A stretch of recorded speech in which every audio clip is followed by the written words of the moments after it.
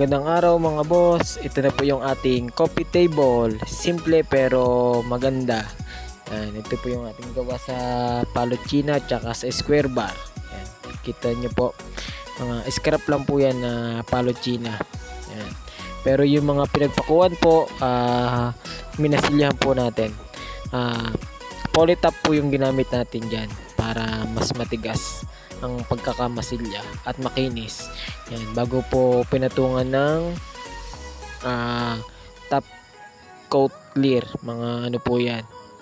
Tapos nilagyan din po natin ng sanding sealer. Yan, para mas makintab at mas matibay po yung ating kahoy. Ito po yung ginamit natin na sanding sealer, Boysen po, lacquer sanding sealer. At ito naman po yung top coat natin, yung clear gloss lacquer. Yan, dalawang patong po yan para mas maganda po at mas matibay po yung kalabasan ng ating finish.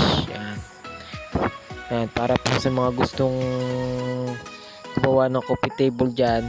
Yan, simple lang po yan, madali gawin para sa mga gustong mag DIY dyan.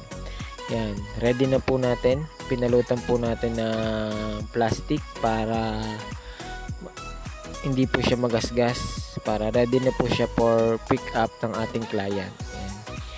Yan. Hanggang dito na lang po tayo. Salamat po muli sa inyong panonood ng aking video. Hanggang sa muli, salamat po sa inyo. God bless po sa ating lahat.